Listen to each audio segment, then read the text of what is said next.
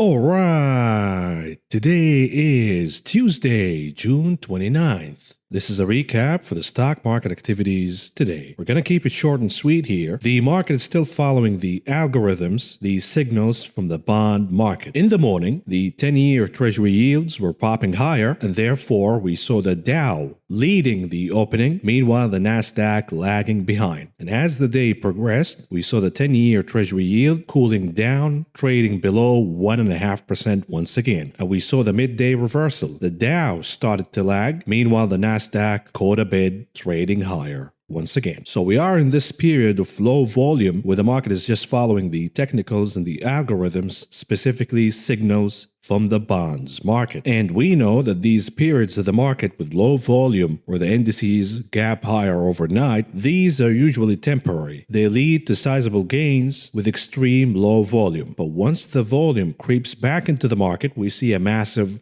reversal to the downside. We have no clue what the catalyst would be for such a reversal, but in most likelihood, we have the jobs report on Friday. And since the market has been tagging the action in the bonds market, the likelihood is whatever the number comes out to be, whether it is too low or too high, too hot, too cool, or we know that the cooks will try to park the number right down the middle, as they just did last time around. In either case, the bond market will react to the number from the jobs report, and the stock market will follow through. And my guess is that the volume will start to creep back into the market as soon as we finish the month and we are past the jobs report. The main events today were the Case Home Schiller Index, which is a gauge for homes prices across different metro cities in the United States. And here's the headline. U.S. home prices jumped the most in more than 30 years in April. Now, you could say that this is a lagging indicator, etc., etc. But from every other piece of data we got so far regarding the housing market, we're not seeing prices cooling down. Not yet, even though mortgage rates continue to climb higher. Now, at this point, there should be no denial whatsoever regarding inflation. Inflation is here, and it is becoming the hottest inflation that we have ever experienced since the 1970s. But the Fed looks at this headline and says, you know what? The housing market is in crisis, and that merit us to continue the cocaine operation of buying mortgage-backed securities to the tune of tens of billions of dollars every single month. They're heating an overheated market. Isn't this the recipe for disaster? Or what? The Fed, at the moment, could start tapering assets purchasing programs, specifically mortgage-backed securities, and cool down an overheated market, let some air out of the bubble. But the Fed refuses to do so, and this will lead us into a disaster scenario where the housing market will become too hot and it will either pop on its own or the Fed will have to taper by slamming its foot on the brakes. In either case, that will produce a housing crash, the likes that we haven't seen since 2007. Phoenix, San Diego, and Seattle reported the highest year-over-year gains. All were up over 20% from a year before. April's performance was truly extraordinary. The 14.6% gain in the national composite is literally the highest reading in more than 30 years. But hey, where is inflation, right? Said Craig Lazzara, managing director and global head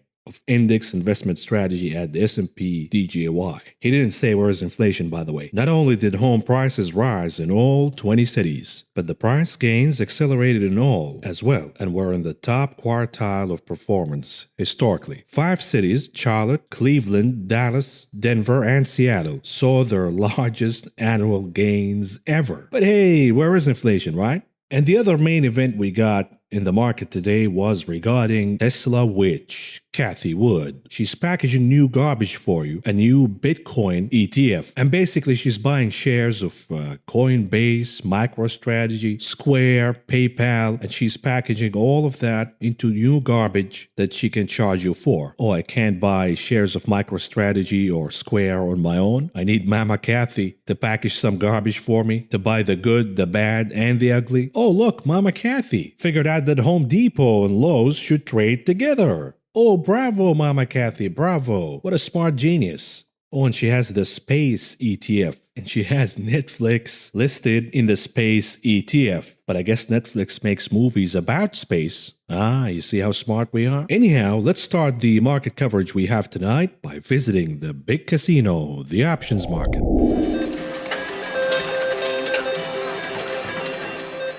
And here it is, leading the pack at number 1 by about 1.3 million contracts, Apple. About 77% of those were calls. The number 2, Tesla, the souffle, with about 800,000 contracts, only about 31% of those were calls.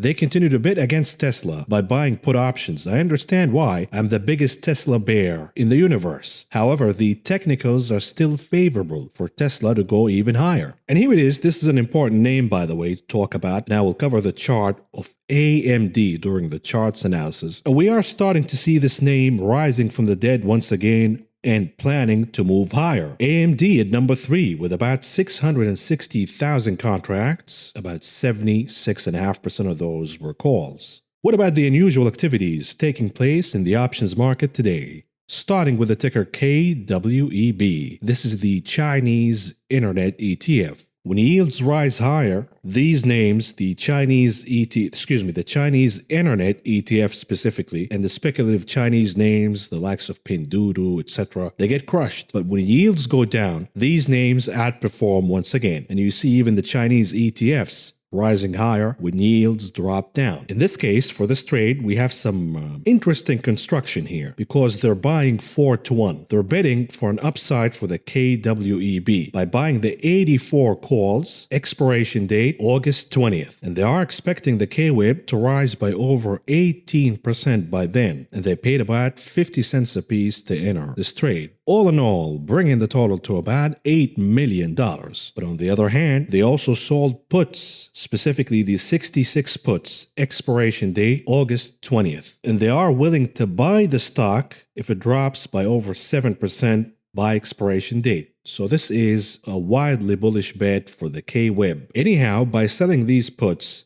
for about $1.50 a piece, they managed to collect about $6 million. And by doing so, they reduced the entry cost for the bullish bet, the calls, the 84 calls, to about $2 million. You only conduct this trade if you are extremely bullish that the name will go higher. So we have high conviction here that the KWEB will rise higher. What about the trade for the ticker KRE? This is the Regional Banks ETF, also a proxy for yields. When yields rise higher, the KRE follows. When yields go down, the KRE also follows. Because unlike big banks, regional banks are highly dependent on the yield curve to make their profits. A steepening yield curve is favorable for the KRE, but a flattening yield curve is not so good for regional banks, and we're seeing this phenomena happening right now, with the longer end of the yield curve being pushed down while the lower end of the yield curve being pushed higher, and therefore less steepening. The yield curve is flattening, and this trade is betting that the flattening will continue at least for the foreseeable future. And they are buying the 61 puts, expiration date July 30th, with expectations that the name will drop by over 7% by then, and they paid about 65 cents a piece to enter this trade. All in all, bringing the total to about $1.4 million. What about the trade for the ticker WW? For Weight Watchers, or I guess it is not politically correct to say Weight Watchers anymore because there's an insinuation that the company might be fat, so they changed the name to WW. Anyhow, they're buying the 37.5 calls, expiration date August 20th, with expectations that the name will rise by over 5.5% by then, and they paid about $2.65 a piece to enter this trade. All in all, bringing the total to about $3 million. What about the trade for the ticker VOO? This is for the Vanguard 5000 index. So this is a bet against the entire market because they're buying the 350 puts, expiration date August 20th, with expectations that the name will drop by over 11% by then, and they paid about $1.45 a piece to enter this trade. All in all, bringing the total to about $1.3 million.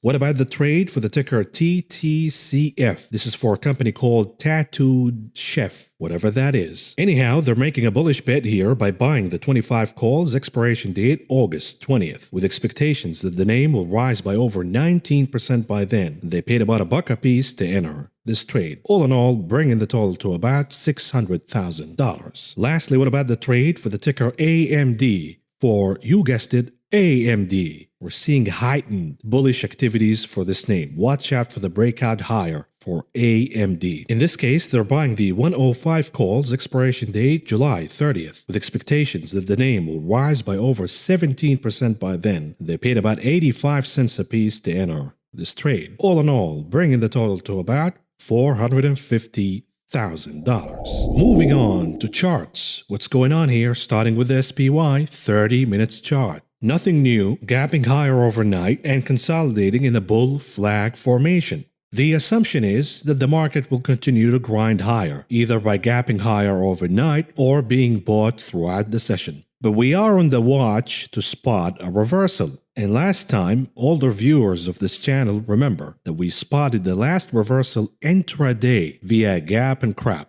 Will it happen this time around the same way? Who knows? But I'm on the watch out for a reversal signal. It didn't happen yet, so for now, the assumption is that the SPY goes higher. And here is a daily chart for the continuous contract for the SPY. The momentum indicators are still strong. We're trading at all-time highs. The volume, however, is becoming extremely low, and this is a sign that this run is about to come to an end. The problem is, do you bet ahead of time on the reversal only to watch out the SPY continues to rise higher and higher and higher? Doing so via put options is a recipe for disaster, because the SPY technical wise has plenty of room to continue to go higher. So your put options will continue to decay until you get the reversal. Unless you are lucky, you buy the put options today and the market reverses tomorrow. But be on the lookout for a catalyst. For now, we don't have any catalyst to spark a reversal. So this guy you're listening to is on the watch out for an intraday reversal signal. Absent of that, I'm not betting against the SPY.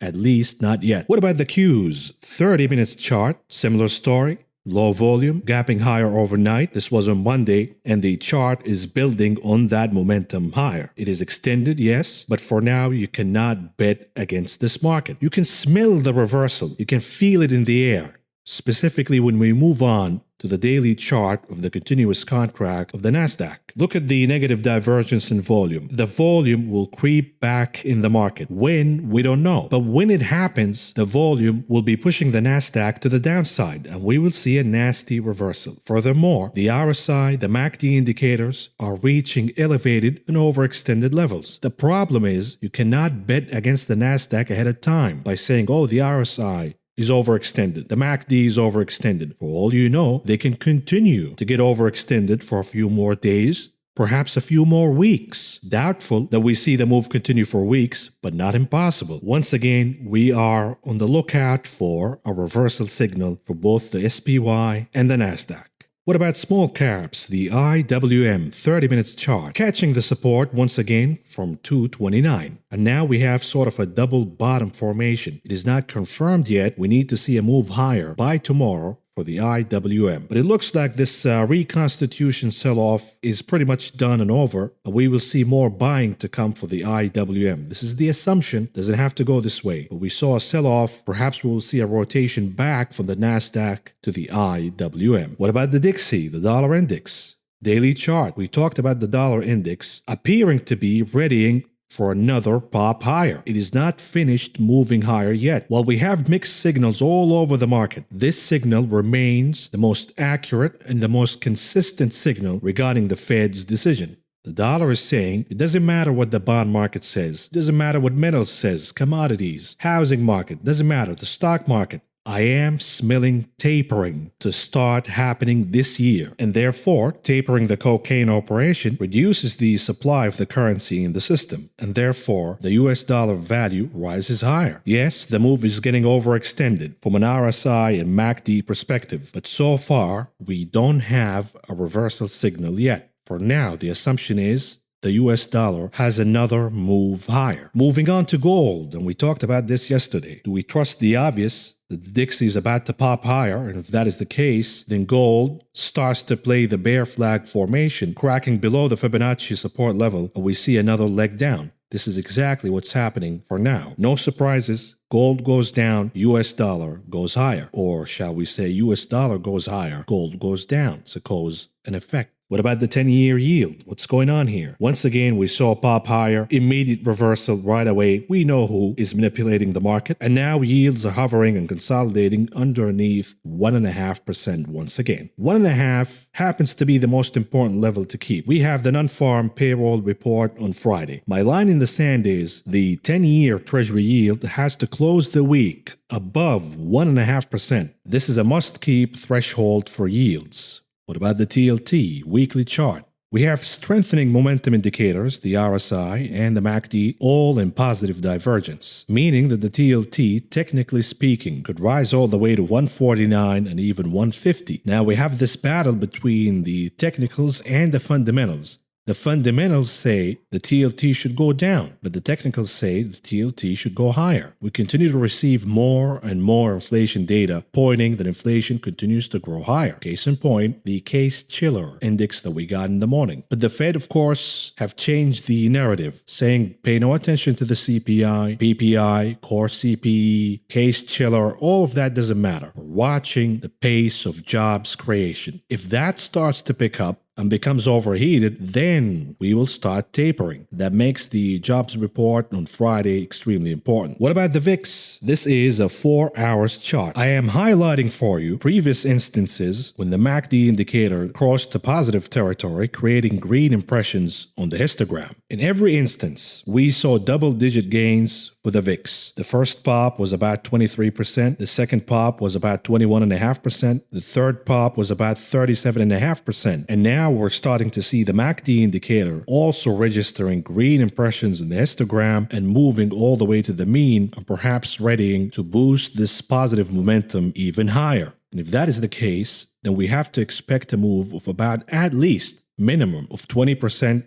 in the VIX, and that will push the reading all the way to at least 18.5. Now, we know that the line in the sand is 20. The VIX has to close above 20 on weekly basis to keep any argument alive that the SPY is about to face a correction. Absent of that, it's not going to happen. We're just going to rotate from tech to inflationary stocks, back and forth, and the SPY will hold ground. But we have the double bottom in the VIX, at least from the 4-hour chart perspective, and we have strengthening positive momentum. The assumption is the VIX will pop higher. So we are on the lookout for a reversal signal in the market and a pop signal in the VIX. This is at least the assumption for now. What about Apple? What's going on here? We have another bull flag formation, and now Apple is trading well above 135. The problem is, from a 30 minutes perspective at least, the chart is becoming overextended. We have a curling down in the MACD indicator, which is a signal that perhaps Apple will start to lose some steam. So the candlestick formation is still bullish.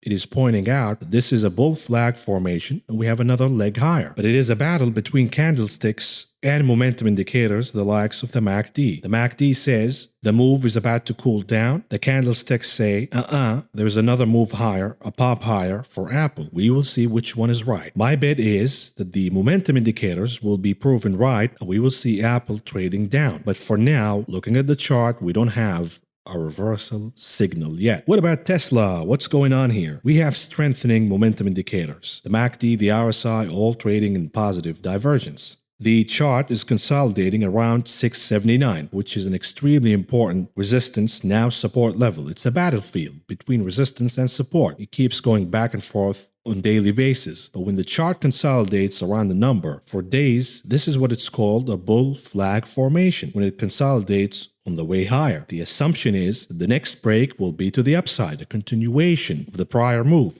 And that will take Tesla all the way to 720. But we are seeing an interesting phenomenon in the options market. We have options traders betting against Tesla for some reason in heavy trading activities, buying puts. Will they be proven right eventually? Perhaps. But for now, The technicals remain positive. What about tulips? What's going on with BTC? We have Cathie Wood announcing that she's packaging new tulips for you, and that excited BTC and the rest of tulips to march higher. For now, the chart is trading above 35,750, my personal threshold. Furthermore, we have accelerating momentum in the MACD and the RSI indicators, positive divergence, indicating that this will not be a one-day phenomena where BTC is excited due to the Cathie Wood news. The assumption is now Cathie Wood sparked the potential of a new rally in the tulip market. The burden is now shifted from Cathie Wood to the crypto maniacs. Are they going to follow through by buying the dip in BTC and other cryptos?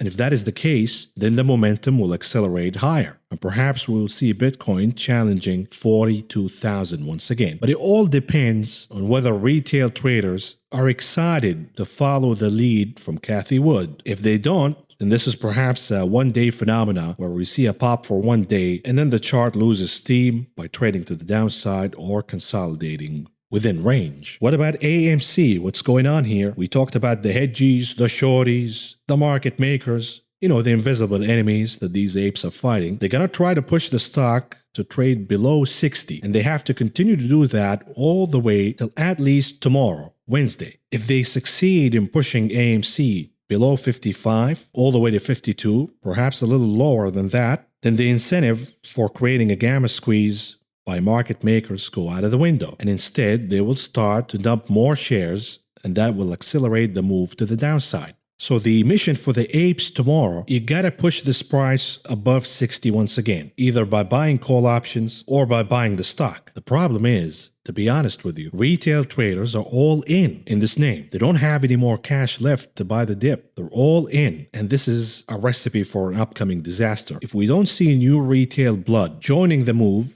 buying AMC shares, at best, the stock will consolidate in range, and perhaps this whole pop, this whole move higher will start to frizzle out, sparking a sell-off, and perhaps this will lead to a domino effect sell-off where we see panic, fear, everybody rushing to the exit door at the same time, which is a recipe for disaster. So the mission for now, pushing the stock above 60. Failing to do so is not a death sentence, by the way. This is just 1 week, but it will be a signal for market makers that the momentum is frizzling out and that the stock is becoming a fertile ground for a reverse gamma squeeze. Lastly, here is a chart for the SMH. This is the semiconductor ETF. This is a weekly chart, by the way. The chart has been consolidating since the beginning of the year, not going anywhere. It is still within range, but recently, at least from the action this week so far, we're starting to see the chart breaking the consolidation range higher. And we are starting to see the momentum indicators, specifically the MACD, curling upward and perhaps preparing to make a positive crossing, creating green impressions on the histogram that will indicate strengthening momentum for the semiconductor ETF. Perhaps the worst of the shortage is behind us, and now we will start to see accelerating momentum in chip sales. And the name I'm watching here is AMD. While the SMH is breaking the consolidation range to the upside, AMD's chart is lagging, and this is a weekly chart, by the way, but it is starting to gather positive momentum once again. And the assumption is, if the SMH is able to break its own consolidation range to the upside, then AMD will follow through. If that is the case, then we will see sizable gains for this name. Now, we talked about AMD in the past during earnings videos. Now, I illustrated for you that this is one of the few growth companies in the market that is actually delivering growth. Matter of fact, they're doubling their numbers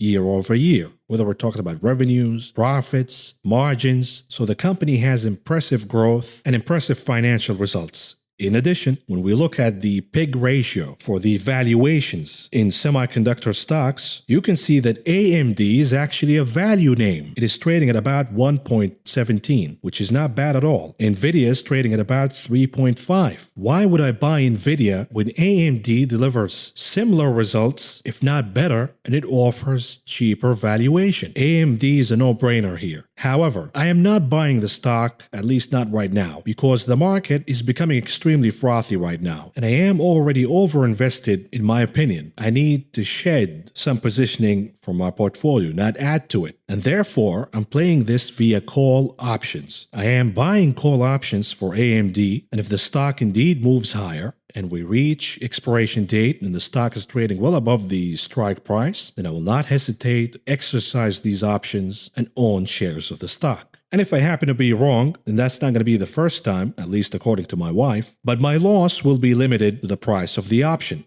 Rather than going all in, investing in the stock, and then it goes down for whatever reason, why not reduce the risk via using call options instead? Anyhow, we're moving on to the conclusion of this video. What do we have on the economic calendar tomorrow? We have the ADP employment report, and this is really interesting because the ADP should act as a leading indicator for the big jobs report on Friday. But the last couple of months, we saw a divergence, a weird one by the way, where the ADP report showing massive jobs creation to the tune of about 1 million jobs. This is the private sector by the way, but somehow magically the non-farm payroll report that should be inclusive, the private and the public sector, came out with weaker readings. So we will see if the divergence continues for another month or not. And then we have the Chicago PMI, and this is an important indicator for inflation. And stagflation for that matter, by the way, because if the headline number comes down, but prices paid continue to linger higher, then we have yet another evidence for stagflation in the economy. We also have pending home sales. You saw the insanity in home prices from the Chiller Home Index today. The assumption is that prices are getting too high to the point where they're creating stagflation across the economy, including the housing market. And the expectations are that pending home sales will be down 1%. My 2 cents are that this number will surprise further to the downside, meaning pending home sales will be down 1.5%, perhaps 2%. And that will be yet another stunning indicator that the economy is entering stagflation. Anyhow, kids, that's all I got for you tonight, and I will talk to you again tomorrow.